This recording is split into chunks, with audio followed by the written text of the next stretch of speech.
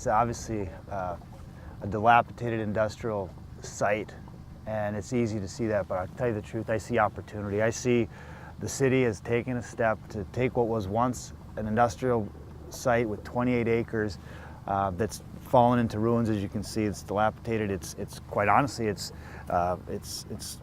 had, I think, a negative effect on a whole portion of the town just with its condition.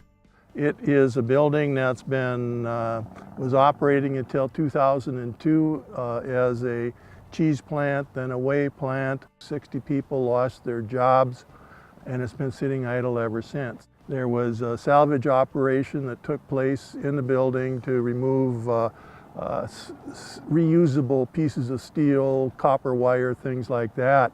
There's been no maintenance of the facility, so the roof is leaking, parts of the ceiling are falling in, windows are gone, pigeon manure throughout the entire building. Just pretty disgusting, unhealthy. The dairy site was looked at as this is something the city should acquire, use it for redevelopment, see if there's an ability to create walking paths, biking paths, access to the river, nature area, and then have excess land available for redevelopment. It's pretty unheard of to have a piece of property like this within a community in essentially the downtown. This has almost 30 acres of land, 3,500 lineal feet of frontage on the Ottertail River. So we saw this as a way for the city not only to clean up the site, but as a way to bring future jobs, future residential occupants into the area, and to generate a tax base out of something that's essentially generating nothing today. It's not going to happen tomorrow, but as we build out from our downtown master plan into this, I think within the next 5 to 7 years, hopefully we can see some development.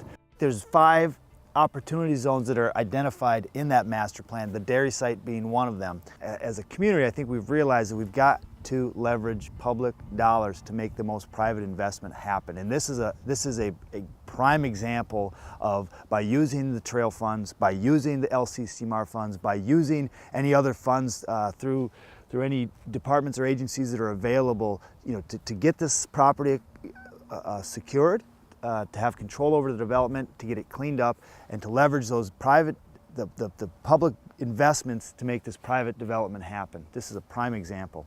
We have an incredible opportunity, I think, as you can see, just the natural beauty. Some of the prime tax generating property within our city sits vacant or has industrial buildings on it. So we're taking the steps necessary to change that and grow the tax base of this community. My background was commercial real estate, still is, primarily in Minneapolis and the metro area. And I can remember when the Mississippi River in downtown Minneapolis was fronted with junkyards and industrial uses, and now it's all of these million-dollar condominiums, and people are flocking to the city. So that's one thing that the water brings, is demand from people to be close to it, to be able to utilize it for fishing, for hiking, for camping, for canoeing, for kayaking, multiple uses, or just sitting and looking at it. So it's a rare commodity. Fergus has a lot of it, and there's a lot of it associated with this site. I think it's going to take our community switching, the mindset switching to see an opportunity, to see an investment, and I think that's what has happened over the last 4 years, and that's why I'm so excited. People no longer simply look at the dollars up front. They see, well, what are we doing to change the future of our community? How are we leveraging those public dollars and looking at them as investments rather than simply equating it to a line on a tax form. It's an investment that we're making to change the future of our communities. To me, that's effectively what those programs are intended to do.